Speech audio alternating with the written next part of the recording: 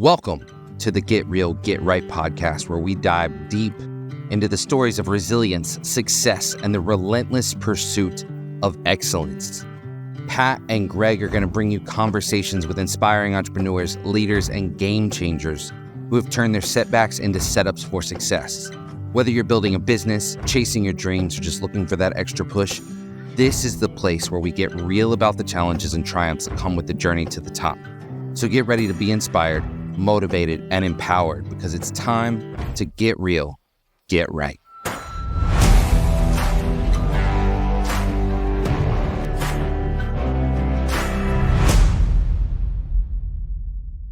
Welcome to the Get Real, Get Right podcast. My name is Patrick Williams.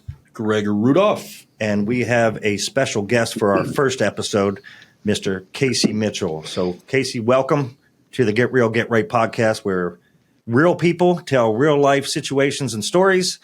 And, you know, we get to learn a lot about people's lives, business, and their lifestyle, healthy lifestyle. So, welcome. Yeah, thanks for having me on. I'm honored to be the first one to do this with you guys. So I'm excited about it. First guy. I appreciate you for being here, man. Yeah. Awesome. It was a little delay, but we got it done. So, you know, life happens. That's my end. Yeah. About, right? Yeah. I apologize for that. That was on me for real. Yeah. Good. But, no, we're glad to have you. We have a partnership with you with Project One Nutrition, with an overkill product, the first of several that we'll be coming out with, which you can see on the desk here. Yep. And we're excited to be partnering with you with that. It's just underway over a month now, so very successful to date. Very successful. Today was actually his first paycheck, so it was a special day to get you on the podcast. Hey, pay you today. wasn't complaining. Awesome. Yes. But to the podcast, what we want to do here is just get the real life story of Casey Mitchell, find out who Casey is, and you know, just get to know who you are and how you became what you are today in life. So, Yeah. You know, one of the questions I'll start with is like, all right, what is something about Casey Mitchell at the very beginning that got him to where he is today? Like, where did you grow up? Where are you from? You know, give us a little background of who you are. Yeah. So I grew up in a very small city in the Central Valley of California. You know, everybody thinks California, think like just LA, big city stuff. That was not where I was from. I was from the Central Valley, which is dairy, agriculture, and things like that. I grew up in a very small city called Exeter, which is about an hour south of Fresno and an hour north of Bakersfield. Grew up there and my entire life pretty much, and all the way up until I decided to, I graduated high school and decided about a year after or so to join the military. So you went right out of high school to the military. Yes, yeah. I hung around for a little bit. Had a high school girlfriend, couldn't leave, type thing, and broke up and was like, all right, well, I guess now's the time to go. So that's when I finally decided to go. Yeah. How was growing up in California? It's a lot better than what it is now. I can tell you that. Felt like things were a little bit different back then. Yeah. But it's where I've been. It's my home, and like I said, the Central Valley of California is a lot different than kind of like the outside of that, like San Francisco and LA. It's a whole different world right into the center of the valley there. Yeah. Mm-hmm. What was Casey like in high school? About 120 pounds soaking wet. Okay. All right. I get that because I was the same way. Yeah. Yeah. I was a big football player. Was a wrestler, did track, just an athlete. I was just always, sports was my thing. I was just something I was always I try other sports, do other sports. So I found which ones I liked. And obviously, growing up, I got into wrestling and I played football since I was really, really little. My wrestling coach at my high school was actually my dad's wrestling coach when he was in high school. So Exeter wrestling is kind of legendary out here in the Central Valley of California. So wrestled my whole entire high school career, did football my whole high school career, and was told that I was doing track during my high school years. So you're going to do this. So the old school 3-sport athlete. Yeah, you don't. Yeah, that's exactly too much it. Anymore. Yeah. I like it. That was me. I graduated high school at 135 pounds. Right? Yeah. I just lost 30 pounds, but yeah, I was 247, 100 pounds more than what I graduated. Yeah, that's what I'm at. I'm at 245 right now. It's funny. I go back home, and a lot of people don't even recognize me because I don't look the same. I didn't have a beard, mohawk. Yeah, I was just a little. Mohawk. I was a little bit different. A little bit different. Say, were you born with a mohawk? Yeah. I tried changing it. Like probably 6-7 months ago, and I just letting all the hair grow out, and it doesn't work. I can't do it. It doesn't work for me. It fits you good. It look good. Yeah, it works. It's kind of the staple of me now. All right. So you graduated high school, and then you joined the military right out of high school? Yeah. It was kind of, I already knew I was going to join the military since I was like a very young age. I was going to military camps, military summer camps. It's been embedded it's in my family's blood it's for many generations. So I was always the one that was very interested in it. I liked it. When I went to the military little summer camps and things like that, I liked it. It was never I had a lot of letters from different colleges to come look at their colleges and stuff for football and things like that. And, it wasn't what was for me. The military was kind of like always what I wanted to do. And so, I just knew I was going to do it. I just didn't know exactly how soon after I was graduating, was I going to do it? Do you think that the military was like your plan, and it was that's the rest of the time that you were just going to spend in the military, like that was your career? Yeah. My whole goal was obviously I really wanted to join the military no matter what. This is pre war on terrorism and things like that. I was still going to join no matter what. And then obviously when that happened in 2001. I graduated in 2003. The war was very, very kicking off in 2003. So it was even more intriguing for me to want to join it, be a part of that history, because my grandfather was a World War II veteran. He went through that whole thing, 2-time Purple Heart recipient. My dad, he had been in the Army. He was, and stuff like that. My other grandpa was a Marine, so it's just kind of been there for me. But my grandpa that passed away, the World War II veteran, he was, I don't know, he was just legendary to me. He was like the man of the man, type of thing. And I looked up to him so much. And I really just wanted to do that really for him. And then to get to come home from boot camp and stuff and let him see me in my uniform was like one of the greatest memories that I have. Yeah. So yeah, it's just, I obviously when the war was going on, it was definitely 100% more intriguing for me to want to be a part of that history and kind of have that part of history in my generation, like my grandfather had back in his as well. So it was a no-brainer for me. The only downfall for that part was when I went down to enlist, my parents weren't with me, but we had discussed what I was going to do in the military, and they really wanted me to be a military police officer. And then when I went down there without them, when I got home, I had told them like I had joined, and I went and had dinner with them, and I talked to them and told them I joined.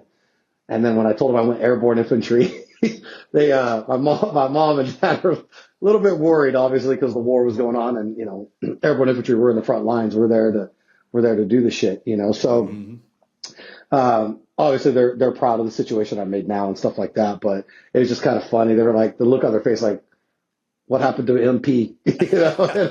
And it just wasn't for me. I just wanted to really be up in the mix of it, and I just kind of chose to do that, and I don't regret it to this day. Nice. It was in your blood. I mean, that's what you grew up knowing, right? Had to. Yeah. Well, first, thank you for your service and appreciate it. Your family's service over several years. So, but I did a little research. So I'm gonna, United States Army, right? Uh-huh. Purple Heart, National Defense Service Medal, Global War on Terrorism Service Medal, Overseas Service Ribbon, Iraq Campaign Medal, Afghanistan Campaign Medal. So I wanted to go there and kick both terrorist countries' asses a little bit. You know what I mean? Yeah. Yeah. So I'm looking at this. I'm like, oh man. I'm like, I knew you were in the military. I knew you were in the Army. Then I got to researching. I'm like, okay, there's more to the story than we even know that has made Casey who you are today. Right. And I'm sure there's a lot of stuff along the way that impact your life. So, how long were you in the military for? Just shy of 10 years. 10 years. Yeah. I wanted to be a lifer. I wasn't ever planning on getting out until 20 something years. I was just join the military, do my time. I wanted to try to get up high. I really wanted to be a sergeant major, and I wanted to be a drill sergeant, and actually before I got blown up, I had drill sergeant orders. I just didn't didn't get to fulfill it, but I was on track for it. And then after I, retired from the military, I wanted to actually move down near and do a LAPD and then try to join LAPD SWAT eventually. But obviously life has different, things for you sometimes. Right. And you were in Afghanistan, obviously, and it leads us to today, right? You had an incident. You want to explain that a little bit? Yeah, I mean, I did my first combat tour pretty much right after basic. I went to basic with the airborne school. I was actually when I joined the military, I was supposed to go to Vicenza, Italy. That's what I had signed up for. And after I graduated, we had a big formation, and there was some names that were going to be called that were going to be being moved to Fort Bragg to get ready for a fast deployment. And I was one of those names. So I never made it to Vicenza for my first duty station. I got redirected to Fort Bragg, North Carolina. And when I was in that formation, they had told us, like, within the next 6 to 8 months, by the time you guys get your unit, you're going to be sitting in Iraq. And they weren't lying, because as soon as I got to Bragg, 6 to 8 months later, I was in Baghdad. And that was in 2005. So I did my tour of 0506 in Baghdad at a Camp Taji, right off of Route Tampa. And then went through that whole thing and loved it, which sounds weird. I love the war. I love being a part of it. I don't know why. I'd rather be there than here sometimes. It's less stressful, I guess. And people don't understand that, but it's kind of wake up and do the same shit every day. I like that structure and routine. Yep. There's just no stress really, except for you and your men and what you're dealing with there. It's just, I don't know how to explain it, but if you talk to a lot of military guys, it's less stressful over there than here. And then when I got back, I got promoted to sergeant and re-enlisted, and really wanted, when I was there in Iraq, there was these vehicles that were these 8-wheel vehicles that I'd seen. They're called Strikers, and they're infantry carriers basically. And when that was like the first time that anybody had ever seen those things, and first time I had ever seen them. And we were doing a mission, and I saw these guys roll in on these things, and it's just like they come in hot, backdrops, dudes jump out, and it's like there to just tear shit up. And I was like, what the hell is this? And I just knew I wanted to be a part of that. And so when I re-enlisted for Fort Lewis, Washington, which is one of the biggest striker brigades is up there, and went to Fort Lewis, Washington. And when I got there was a brand new brigade just starting up, and I was a part of that brigade starting up. And we went to our training facility. I'd been there a couple of years. We were getting ready for our deployment to Iraq. And while we were at our actual training facility, which is all Army does this before they deploy, we got redirected orders to be the first striker brigade to ever go into Afghanistan. And it was like a huge ordeal. One, no strikers have ever been to Afghanistan. They didn't even have any in there. Two, we just have been conducting training operations to get ready for Iraq. You're talking different training styles, different languages, different terrorists that we're going to be fighting. So we got flipped on that. Had to finish out the rest of our training exercises to learn, Pashto, the way the Taliban operates, and just everything like that. The type of terrain that we're going to be working in. Our complete tactics are now going to be different. And we finished that, and then went back and continued to do as many training exercises as we could do. And then next thing you know, we're getting ready to load up and be the first striker brigade to ever touch down in Afghanistan and be put right into the Taliban stronghold of Kandahar province. So in 2009, I landed in Kandahar province while I was there. So 2009, we landed in Afghanistan. So you were in the striker vehicle for your accident, right? Yeah. So I had been in Afghanistan for about 12 months, which is usually our tour. That's what we do, 12-month tours in the Army. And I was on one of my last missions after doing 12 months of hell. Afghanistan's tough. It's tough out there. I did Iraq in 0506, and I would do Iraq 0506 Baghdad 5 times over for that. I'd do that area again. It's that tough out there. And I did 12 months. I went on one of my last missions, and on that mission, I got hit by a pressure plate IED that detonated directly underneath where I was standing, and pretty much opened that thing like a can opener. And I was standing out of the commanding hatch. My entire squad was underneath below me. And somehow, God willing, they all were able to be okay. Me and my driver suffered the most injuries. My driver had a head injury. And then obviously I had, both leg injuries, arm injuries, back injuries, full body injuries, Yeah. And it was just it happened out of nowhere. It was super late or super early in the morning. I think it was like 1, 2 in the morning. We were out cruising around, and just kind of had to hit this big ass bomb right in the middle of nowhere.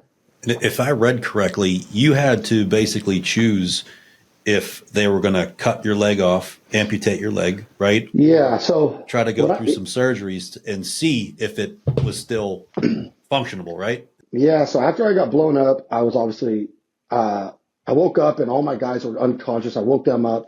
And once they started to get out, I went to go try to get out, and I couldn't feel my legs at all and stuff. So I get carried out of the vehicle. When my two soldiers picked me up, both of my legs were just kind of swinging around. They were all fucked up. And I got medevac to Kandahar. And once I got medevac there, I don't really remember too much. I went from there. I went to one other base, and then they shipped me to Germany. And in Germany, I was there for a while, and I was kind of unstable there. They were getting ready to think about flying my family out to Germany because they didn't actually know if I was going to make it back to the States. Because I had very severe blood clotting going on, and they were struggling, and we were real worried that one was going to break loose and travel and was going to kill me. And so I had all these, I think IV type, these type of filters put into my body to help with these blood clots. But I ended up making it to the States. Saw my family there, and eventually saw my family there. And then, I went through a bunch of surgeries to try to save my leg. It was just a mess. I was down in the amputee ward where all the amputee guys are doing rehabilitation and stuff. Obviously, I kind of felt shitty being down there because at that time I still had 2 legs, and I felt out of part being down there. But that's where I had to be at for my rehabilitation too. And then just watching guys be amputees start to recover faster than I was with this leg that I'm trying to save. And just seeing how these guys are just I don't know. They were in a whole different mindset, a whole different spirit, just recovering and just basically getting back to life real quick. I just was like, man, maybe I need to do that and just stop trying to have this thing because I don't think I'm going to be able to even do what they're able to do. So after sitting down talking to my orthopedic surgeon, it was a good idea to go ahead and decide to amputate the leg. And and then so I got injured in April 2010. By November 2010, I had my amputation surgery. Okay. Some people think they wake up with problems. Imagine having to. Right. The mindset you must have. I mean, Right. I always say my one question to everyone's at the end of an interview or whatever, talking to someone, what's your turn back moment? Right. And some people give an answer that's pretty mellow. I mean, if you look back on where you're at today and everything you have achieved up to this point, and going through the military, striving to be in the military, that happening, I mean, you have every reason to blame everyone and everything for what had happened, right? And you don't. You just keep grinding forward and working forward. What was your mindset going through everything?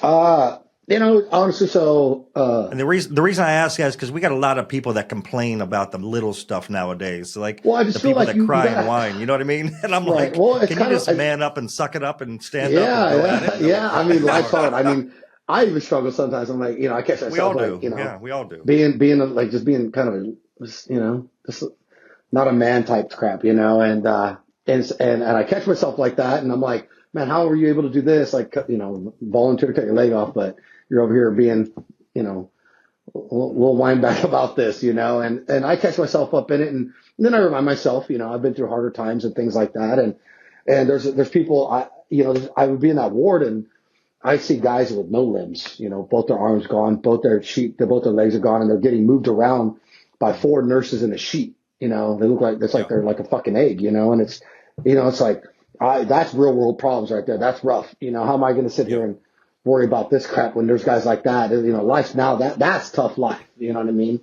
And then you see these guys in their good spirit still. It's crazy.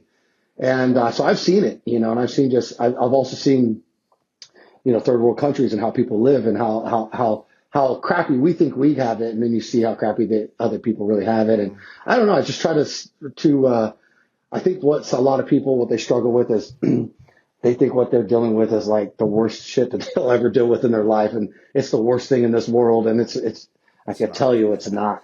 It's not. Right. And, but for me, I feel like you got to treat your life kind of like a business, right? You got to, we're businessmen, wealthy businessmen. They have goals. They set goals and they strive for them. They work hard for them. And that's the same thing. I had to have a goal every day of how I was going to recover, have a goal of what I wanted to be in a month, a year, 5 years, 10 years from now. And that's kind of how I had goals of like where I wanted to be as an amputee. I know my leg's different. It's cut off, but it doesn't change like what I'm going to be capable of doing. I'm still alive. I just when I got blown up, my daughter was 2 months. I still had to be a dad. And that was kind of like my goal. Okay. My first goal is to, stay alive, obviously, to be here as a dad. I amputated my leg to basically wanted to be able to, when she took her first steps, I was going to be there to take her first steps with her. That was my main goal at that point. So me and her, when I was going through rehab, we were like racing on who's going to walk first. That was like my goal was to beat this baby to walking, So that was just like, that's right? It. I had pictures of her sitting on my lap while wheeling around the hospital in a wheelchair, because she was 2 months when I got blown up.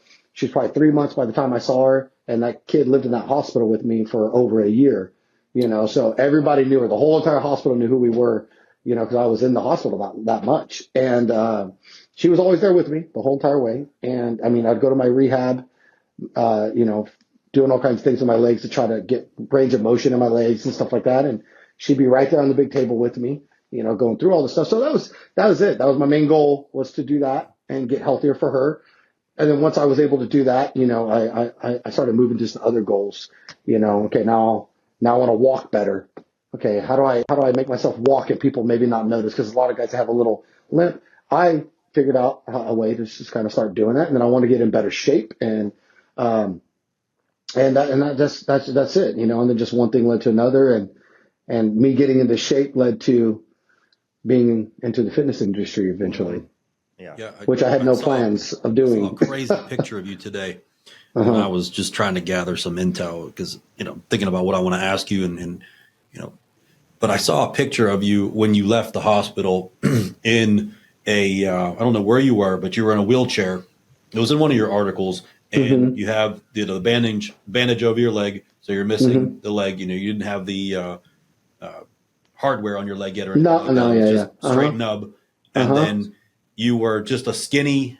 You were just like a little kid. You looked like I had lost like 40 something pounds through all of that. Oh man! And then the picture next to it was you, cut off shirt, mohawk, just shredded, big. I'm like, oh, this is a badass transformation. So we'll put that up on the screen. We'll have the guys edit it, but that was badass. I was like, man, talk about turning a negative into a positive. And when something bad always happens to me or something bad happens to people around me, I always tell people, don't worry about it. Don't focus on it. You have to figure out what the good that is going to come out of this negative situation. Yeah. So it's just a mindset, right? I always 100%. tell people, you have to look at, all right, how am I going to turn this into a positive situation? I think everything does happen for a reason. I'm not saying that, you got blown up for a reason or anything like that, but of course.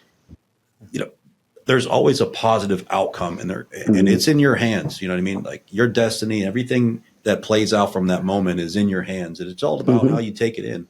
So, 100%. Someone that was major adversities and major struggles becoming the person you are today. And that's the reason why we want to work with you. That's the reason why we're here together, is because you're an amazing human being, and you're an inspiration not only to us, but the world, man. And I appreciate that. Shit, we're happy to have you here. I'm stoked. That's why I wanted you on the first podcast. Yeah. I'm like, I want the whole story of Casey to be known, not just now he's a guy that set powerlifting records. We'll get into that. Yeah. But how did you get to that point? Because all right, so now you get out of the hospital. You have a 2-month-old. You get to see her first steps, which a lot of people don't get to do. So that's a positive in that aspect. Yeah. But I'm sure there's a lot of obviously a lot of physical challenges, but then also mental challenges along the way. Yep. And then all of a sudden, how do you get into powerlifting? Yeah. So how does that come about? Because you're not looking for it. You're an athlete. You're a grinder. Whatever you do, you go 110% at. We know that. Yeah. So we know you're not going to fail at powerlifting, but you somehow get connected. Yeah. So I went to a powerlifting competition with I'm sure a lot of people, when I say his name, everybody's gonna be like, I know who exactly this is, but I went to a powerlifting competition to watch a mutual friend. I went with Rich Piana. He had an athlete there that was competing. A bunch of us went there to support and stuff like that. And I went there to watch a friend. And then all of a sudden, and this is in Vegas at Nationals, I could tell the crowd's getting like real, like just rambunctious and excited, and like people are starting to form, and there's cameras coming out, and all of a sudden I hear them announce this guy named Brandon Allen that's about to come out and lift. And this guy he's a very well-known legendary powerlifter in the industry. And I didn't know who the hell he was. But obviously while I'm there watching powerlifting, I'm like, oh, this is cool, man. This is cool stuff. I like this. This is freaking pretty rad to see all these guys lifting all this weight. But I don't know what it was that this big, hairy behemoth of a man came out behind the curtain. And he's like opening up his squat, just some 7-something, I don't know, some crazy ass number. I'm like, what the hell? And it's just like, you could just feel the energy, the intensity. He comes like I say, big old just behemoth, just comes out, just barreling out there, and just his energy, just like, it's like it hit me right in the chest. And I watched this happen, and he's squatting and blood's coming out of his nose and shit. And I'm like, fuck. What the hell was that? I was like, what the hell was that? And I was like, immediately after that, I was just so intrigued by the entire thing. And just the way he felt, I felt it. And I was like, I want to feel that for myself. Mm-hmm. And so, I sat there and watched this guy just continue to smash weight all day, just lift stupid ass numbers. Then I obviously started following this guy and just seeing how he trains and just everything. I was like, okay, I want to do this. So I went and started researching, amputee powerlifters and stuff like that. And, you have like the adaptive things and you have like the Paralympic things. But that's not who I am. And that's not I already at that moment didn't like the whole like handicap thing. That just wasn't who I was. It's not anything against handicapped people. I just felt like I could still do what other people do, at a just, non-adaptive way.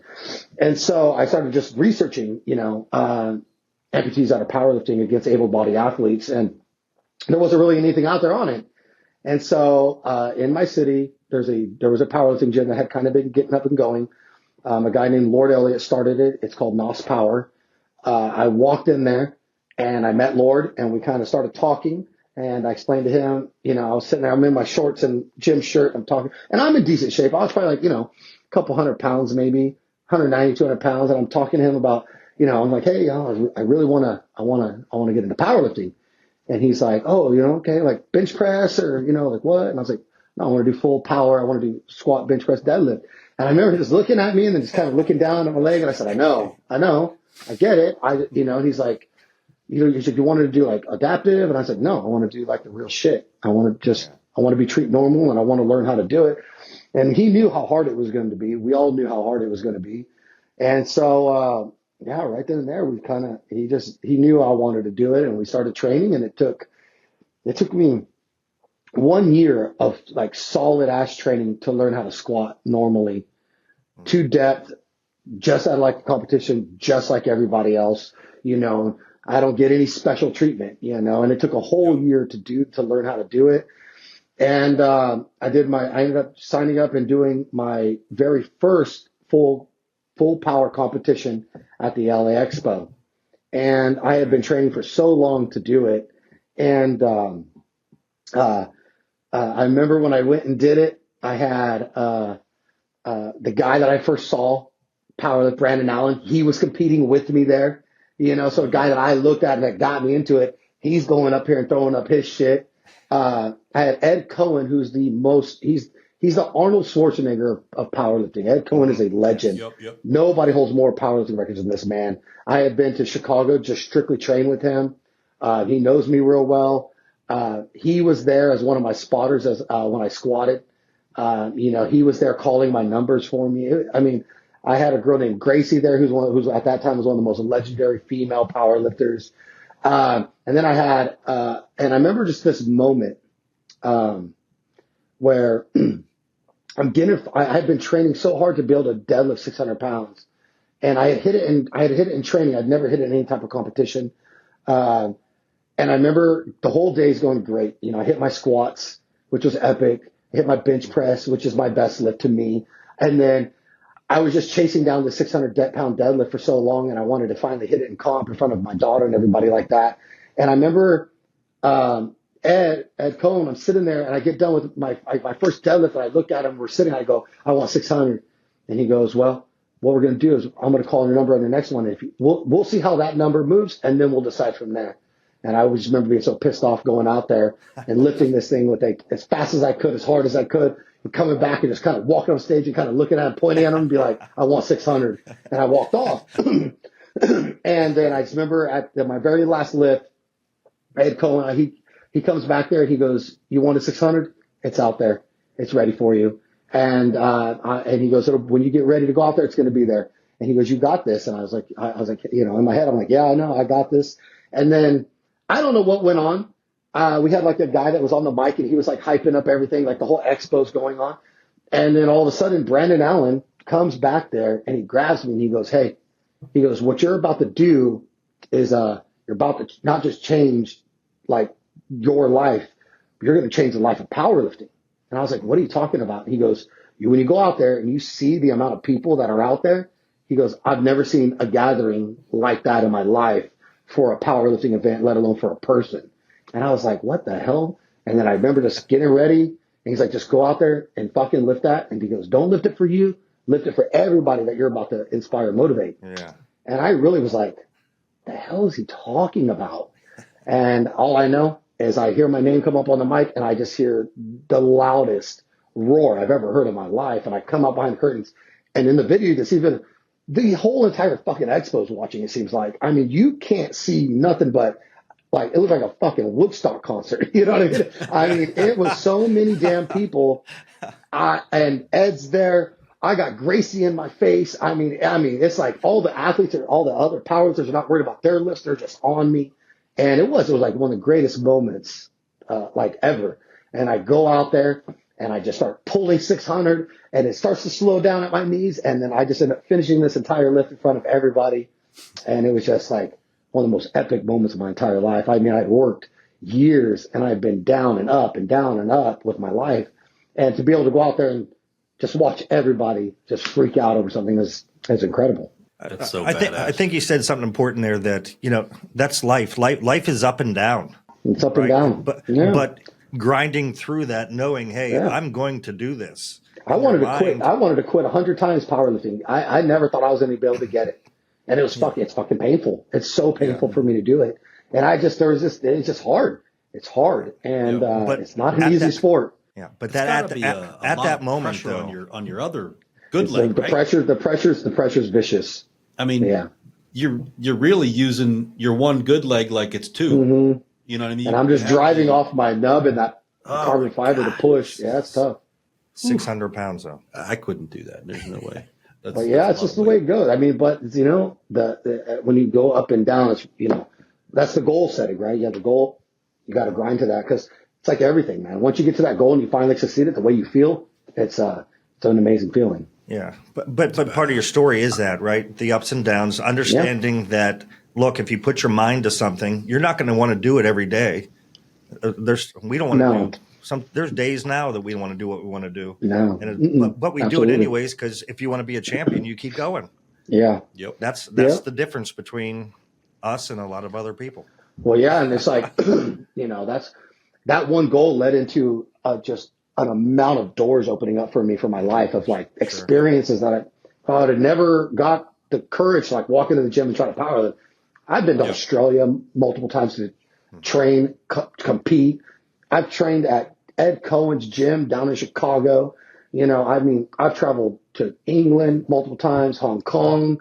I have traveled in the world so much based off of me setting that one goal and then me not quitting on that goal to the end. It opened up a whole fountain of just things for me and exposed me to so much. And, eventually came down to a point where it eventually allowed me to create my own supplement company down the road. And that it was, obviously it was very successful until COVID. And then, that was probably the only thing in my life I've ever felt like I kind of failed was that. It was more out of not in my control type of situation. I never gave up on that. And here we are today with you guys. It's just the continuous goal setting. And when you accomplish your goals, you don't know what's going to open up for you at the end of those. If I would have quit, I would have never been in the position that I'm even in now. Probably, you know what I'm saying? I don't know where I'd be at right now. So, you have to set goals every day, because then what's the point of waking up, with no goal set? What's the point of waking up? You have nothing to achieve, nothing to do. And, you're just going to go in circles with your life. The one question I ask a lot too is, what's your why? Like, what's your why? You have to have that every day, I goals, think. But there's other whys that are involved. I think you have to have that every day. What's your why? Mine is to, live life, be a good dad. I want my daughter to, she's already looks, her friends, they know who I am. I just want her one day, to look back and know that her dad was this, very strong-willed man and was a good father. And I mean, I could die happy with that. And people, I like being known in the records and stuff like that. I love that, obviously. But I just want people the day that anything was ever happened to me is just that, I was a real solid dude, hot-headed, angry, powerlifting motherfucker, but he was a great dad and he was a good dude, and he never quit anything he ever tried to do. And I could be okay with that. You know what I like about you, Casey?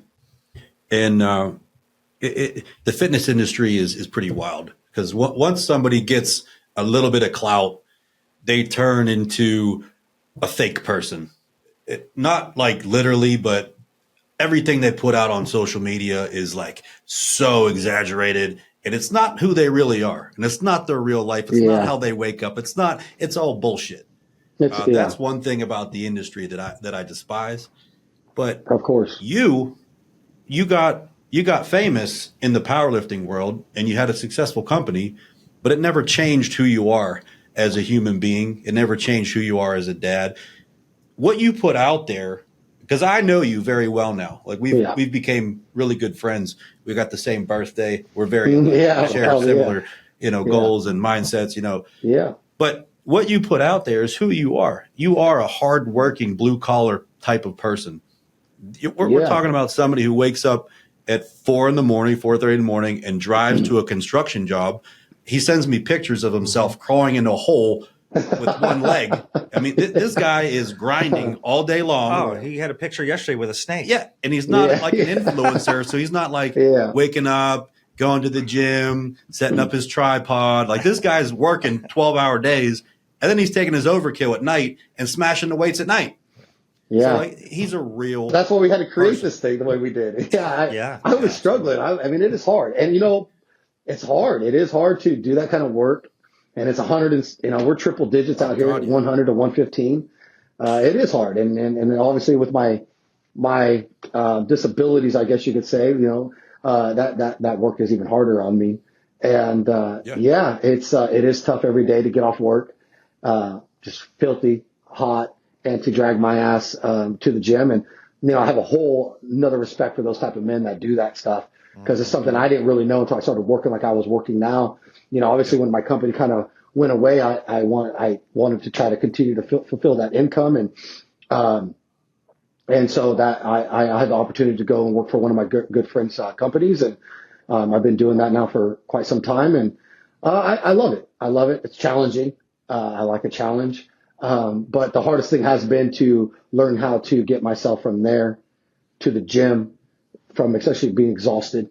And, when we got the opportunity to redevelop and bring back Overkill, that I put that into a lot of consideration as, okay, I want this not to be for powerlifters, but I need this for, those badass dudes that are out there grinding every day at work, whether it's business, blue collar, whatever, that they could take this on the way home and it gets their ass to the gym. Yeah. And I felt like that. I think we did that with that because I'm dog ass tired.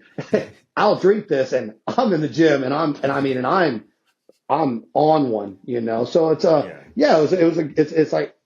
was a great thing I think we did there. And me doing the work that I'm doing, played in part on the formulation of the reformulation of Overkill for sure. Mm-hmm. Yeah. Pat took it on Wednesday for the first time. He came in here.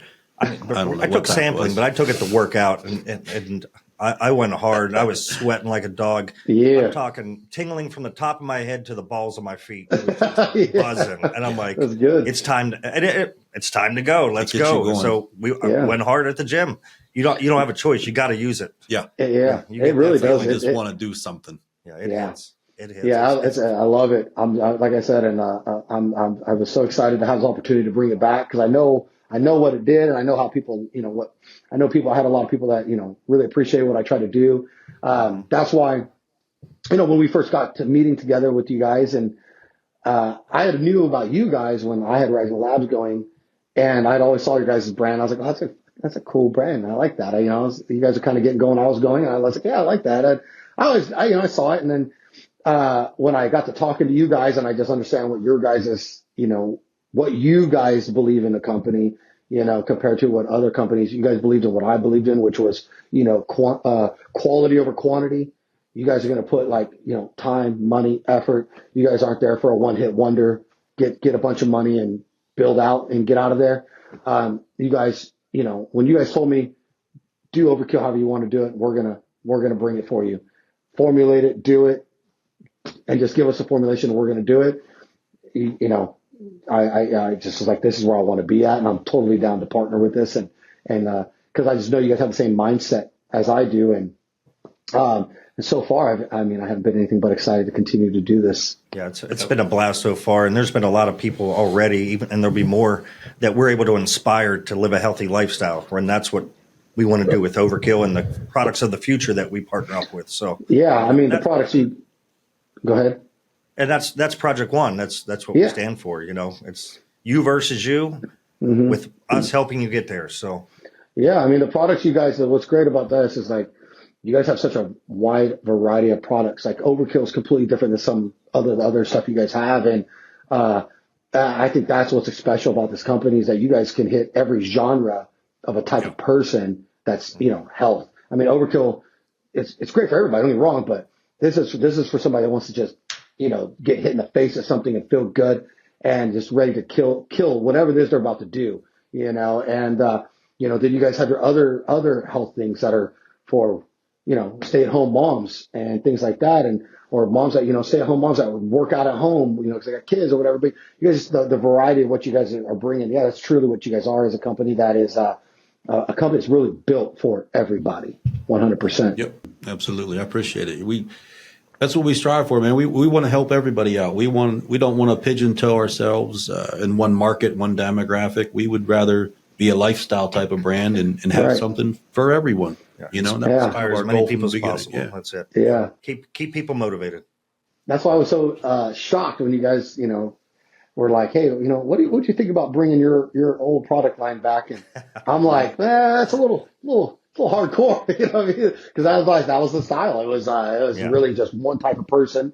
And then, I was like a little worried that it wasn't going to fit in real well. And, but then once I got to talk to you guys, and like you guys said, your lifestyle brand, we don't have this type in here yet. We want to bring this type. You're that type, and obviously Greg's that type. And I think Greg was more excited about bringing Overkill back than I was. So fired up. I'm like, I got to get this guy, man. He was ready.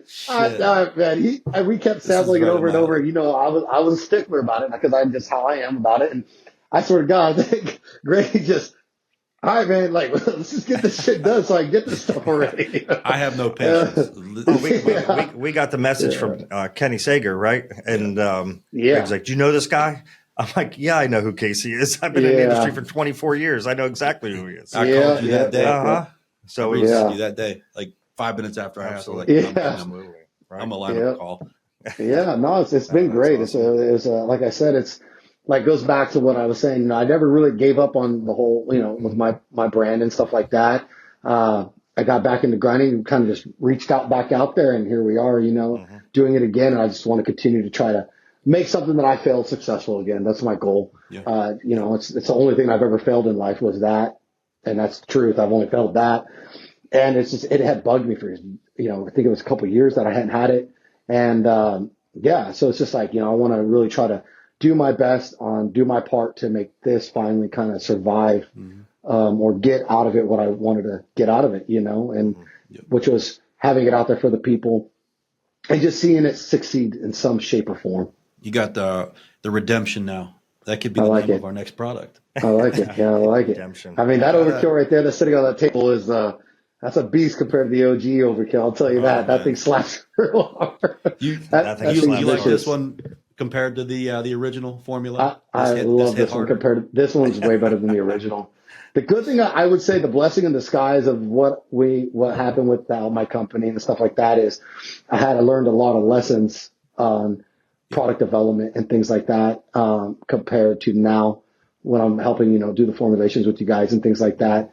And I'm putting my input. It's just, I had a lot of things that I wanted to change back then that obviously I can't because it's already doing it, but now I have the opportunity to kind of change it now and make it a little bit better. So I'm able to make these products that we're about to bring back better than the original, than what they were before, because that product right there is better than the original Overkill.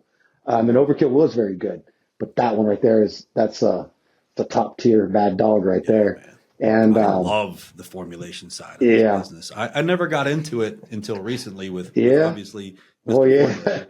You got somebody right there who's been doing this for a long time. Tagged along his coattails and took all his products. Like, I'll be your guinea pig. Just send me protein, send me creatine, send me pre-workouts. But now I'm, since I'm a partner with Pat and we have this company, he's really breaking down the formulations and why things are in it. And, it's just a whole different ball game, and it gives you a lot more respect from the right. It's so crazy because everybody will ask me like, what's different about yours than this person's?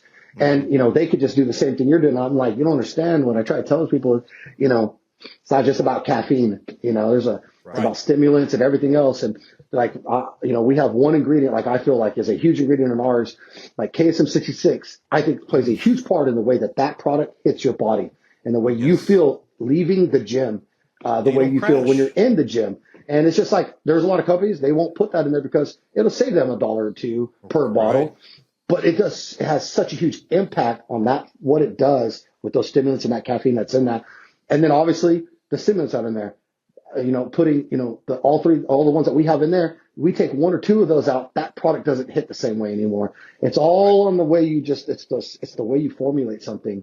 It's not just slapping a whole bunch of crap in there and be like, it has all of this, take it. And that's not how it works. And, that's why, I know Pat, he knows a lot of this. And that's why when we were doing this and you guys being like, hell yeah, this is going to work.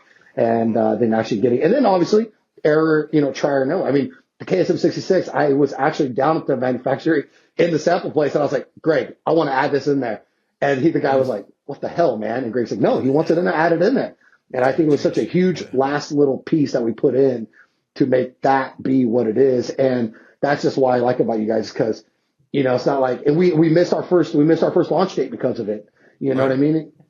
But that's okay because we missed our launch date to make something epic. And I think a lot of companies would not have done that. They would have been like, no, we got to get this launched so we get the money coming in and get it going. But you guys didn't do that. Right. And I like that. I like that about you guys the most. You guys won't settle unless it's perfect. And we wanted the flavor. There's so many stimulants in here that it's hard to mask that flavor. Yeah, and that was a mess. Shit you not. This one here, the Old Glory, it is the best tasting rocket pop flavor that I've ever had in anything. I've had a lot of people say that. Which is crazy to think like Dynamine's in that, and Dynamine tastes like shit. It is one of the worst things to mask. So good. Mm-hmm. It's so good. The mask, I mean, the lab that did our products, they did a good job on it. I sat down there for a whole damn day until we got that taste out. I was so spun out on stimulants driving home and then get stuck in LA traffic, just sweating, sitting there, pissed off on overkill. We nailed it. And, you guys allowed me to, make it right. And you guys didn't want to set it out until it was perfect. And I was happy with it. And we did that, and I think people are very excited about it so far. Yeah, that's all the fun part. It's a passion, right? Formulation's a passion part. Either you love it or you don't, right? And the way we all agree is, we don't build it based on price. We build it based on quality. Exactly. Right? But we still have a reasonable MSRP on it so people can afford it as well. Absolutely, So, which is awesome because because part of it. you can stack that supplement facts panel against any pre-workout out there at 30 servings, and that thing that'll slap all the products around. I'm telling you what. Oh, absolutely. I mean, there ain't a lot out there that looks like that. There's no way. No. And at the competitive price that we have it at, there's no way. No. I'm excited for the rest of the products to come out. I know. We got, I sent him the new updated. How'd you like that? Oh yeah. You like that? Yeah. I do. Yeah. That's I think that's more reasonable. We're excited for that one. Yeah. I was excited for the first formulation. But, Yeah. Yeah. But this is going to be good. Get some samples in and see, make sure it works the way we want it to work. I'm excited to try it. Yeah. We'll let the people know what this is pretty soon. But we already got on be a secret. I got Greg and my guy on. We got him in a group. We got the group text going, and we got with the manufacturer out there, and we got some samples that we're going to get to us, and it's going to be I can't wait. I said, Greg, I want you to do before and after picture. Standing there, no veins, and then take the product, go to the gym, and let's see what you look like, and just be and just he's gonna look like a freak. It's gonna be fun. fun. It's gonna be exciting. Very exciting. Yeah. Next steps. What's your possible next steps with powerlifting? So I took a long break. I'm a man of many skills, I guess. I took a long break and got back into. I was golfing because I got into competitive golfing when I was an amputee, and before I got into weightlifting, that's how it was the first sport I got into. Actually, after my amputation was golf, and then I got very competitive at it, and then made the U.S. Wounded Soldier golf team some years back. After golfing a couple of years, I got down to single-digit handicaps, and did that. Went to England, competed against the British, came back, and then I eventually got into weightlifting and powerlifting and stuff, and kind of golf kind of faded. I always play. I play all the time. I've been playing for years now, and then kind of last year or so, I took a break again from powerlifting and just lifting pretty much, and got back into golf and went after to try to go and qualify to make that team again, and went and made that team again, and went back to England and played again against the British, and got done with that. And I don't know. I don't know what sparked me to want to get back into powerlifting. I think it's there's a couple amputees out there that are getting kind of close to my records. I don't like it. I'm not ready. I don't like it. If I'm real about it, I don't like it. Think you got some unfinished business there? Yeah, I got that, and there's a couple little cocky ones out there that got to get. They gotta get a reminder right quick. Are these still accurate? 433-pound squat, 424-pound bench, 600-pound deadlift. No, it's a different. Those are all numbers. Yeah, So my best squat is, I think it's over 5. My bench is like 472, and then my best deadlift is 635. Is my best deadlift now. So 635. Okay. Yeah. So I have my goal. I've had this goal to deadlift 661. I don't know why. It's a number that I've had in my head for a long time. I want to kind of make a comeback and do deadlift to 661. 661. Okay. Yeah. I've wanted a 500-pound bench. I've never been able to hit it, so I do want to try to get to the 500-pound bench. And then, depending on this old leg that I got here, we're gonna try. I would like to try to get up near a 600-pound squat sometime. And I think if I set those numbers up there, I think those will be held for quite some time as an amputee powerlifter. Yeah. If it'll ever happen, I don't know. We're Eddie Hall at that deadlifting event that he deadlifted at when he set that record out there in England, I believe it is. I would like to maybe have the opportunity to do my biggest, heaviest deadlift at something like that, some type of just deadlift arena comp type thing. I think if I get it strong enough, I think that they'll be excited to kind of do it. Have me back out there, have me out there for the first time ever. There's never been anybody do it, so try to be the first one to do it. So it's just, that's it. It's just, I want to get back into it. I felt like a lot of people kind of missed me being around in the sense of lifting, and I kind of miss that, kind of having that dog inside of me type of feeling. With golf, you don't really got to be a dog. You know, you got to be a little bit more. It's a whole different type of sport. You know, it's more just staying calm. It's more of your brain type of thing and stuff like that. I just missed the aggressiveness and everything like that. And I don't know. It's taken me a while to kind of feel the feeling that I'm feeling again. And I finally just hit over a 400-pound bench the other day that I haven't touched in a year. And I used to do that for 5+ reps, but I finally hit for 1 again. And but I mean, I've only been training a few months, and it's coming back. And just the feeling of me being able to do that again, I mean, you can see the video. I'm just pumped, and so I miss that feeling, and I'm just kind of excited to see if I'm able to do this. I'm older now, you know, compared to when last time it was that I competed. I mean, I'm probably 4 or 5 years older since the last time I competed. I turned 40 next year, so I kind of want to see if I don't know. It's just a challenge. It's just another challenge that I want to kind of come back and do this again, and also kind of show the people I'm kind of still around. Yeah, I feel you. I'm in the same boat, man. I haven't fought in 5.5 years, and I just got the itch to do something. You know, I don't know if it's going to be fight again, but I just maybe take it out on business or take bigger risks or something. But you know, Casey fought in a cage before too. Extreme. When I was in the he's a very military. competitive person. Yeah. And obviously people that lock themselves in a cage and fight another human being until they either get knocked out or they submit. There's a few videos on YouTube of me fighting. Yeah. Yeah. I mean, you're definitely a hardcore individual, and when you're that hardcore, you have big goals, and then when you hit them, it's like, what's next? Yeah. You have to do. So you're always trying to one up it, or you can't just be a normal person after you do shit like that. Yeah. I think that was my falling out of powerlifting. Is I kind of got bored of it. I did honestly, and I got really just kind of done with the fitness industry. I don't like a lot of people in that industry. Yeah. Like just the famous people, like you said. I got around them. I saw like the downfall of my company, and none of those people that were there for me when I was like this were not there when I was like this. And it just put a bad taste in my mouth. And that goes back to the fake bullshit. Unless the people that I had, the people that took my brand, supported my brand, those were the ones that were actually there for me the entire time. Even when I was out of the industry and stuff like that, I wasn't really in the fitness industry too much anymore.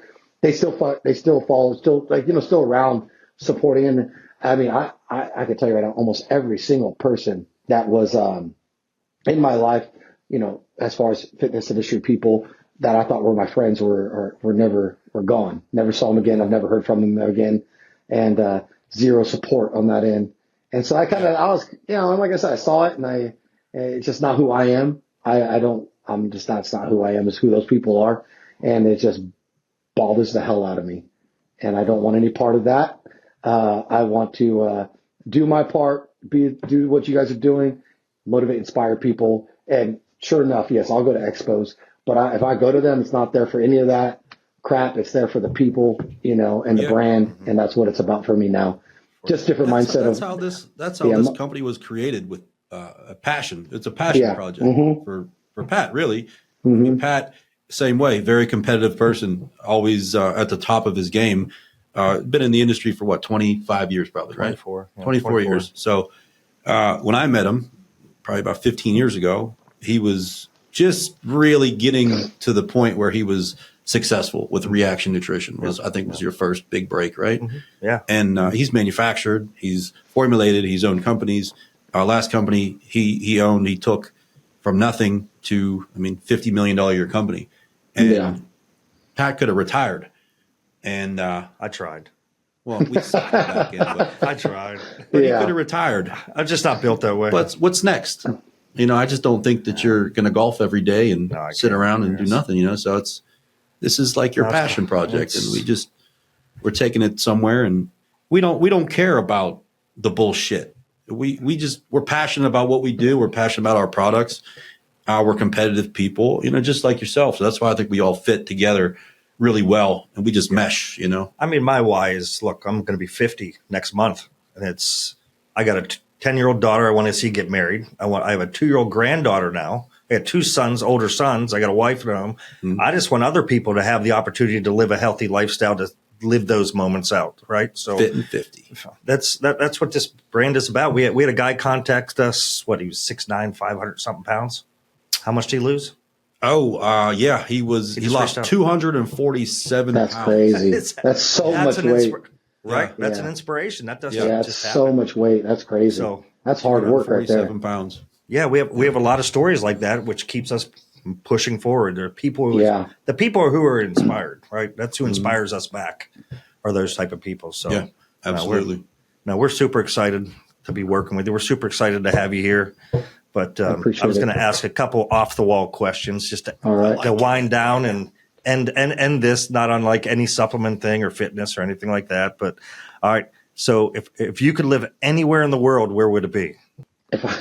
Honestly, I've gotten to a point in my life where I've Bakersfield. Bakersfield, yeah. I don't know. I don't have a specific place, but I do plan to kind of end my, like, when my daughter's grown up and I'm kind of wanting to wind down, is just I want to be like in a solitary, like mountains in a cabin, and just that's where I want to be.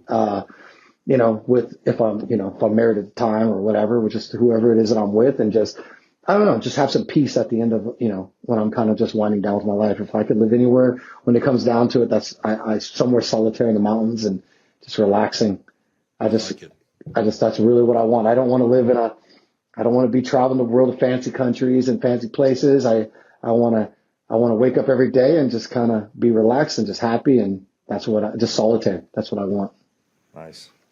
All right, 2 more. That's it. Just 2. Mm-hmm. I have a bunch here, but 2 more. If you could have coffee with any person, any historical figure, who would it be? Ooh, that's a good one.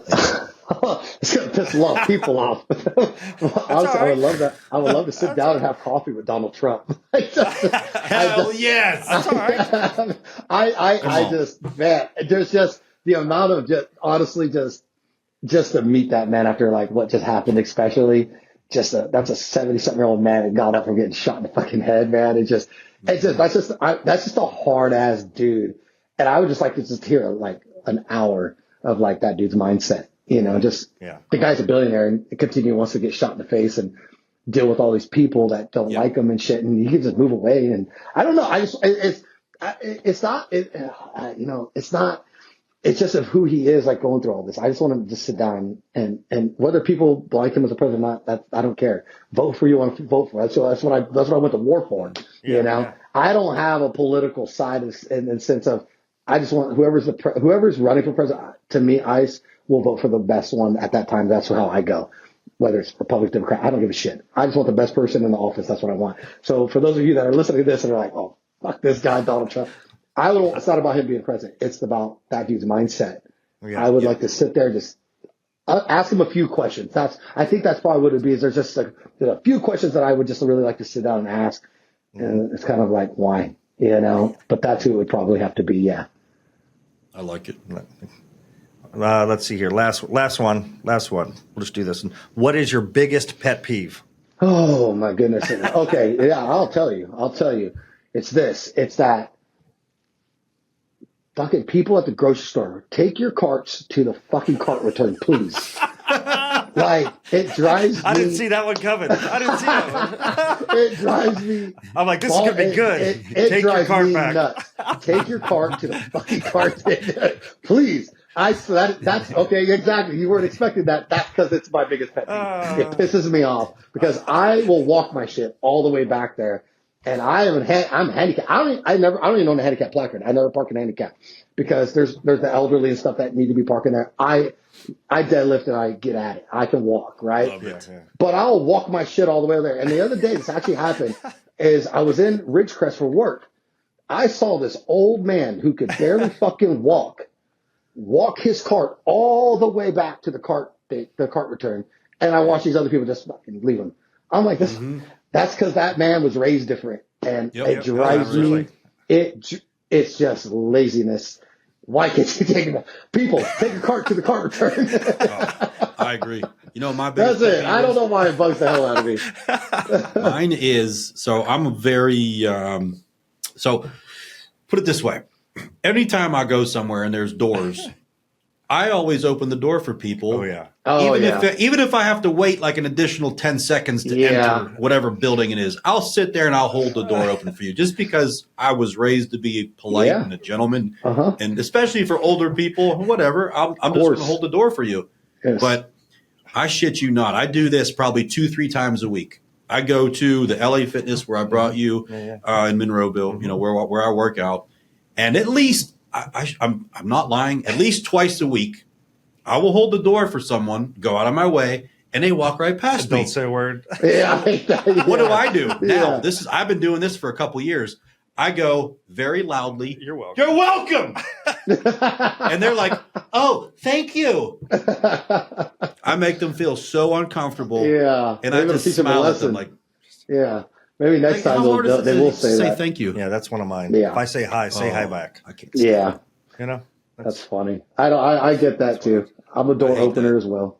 Put the shopping cart back. It's simple. There's a dude on. It's easy.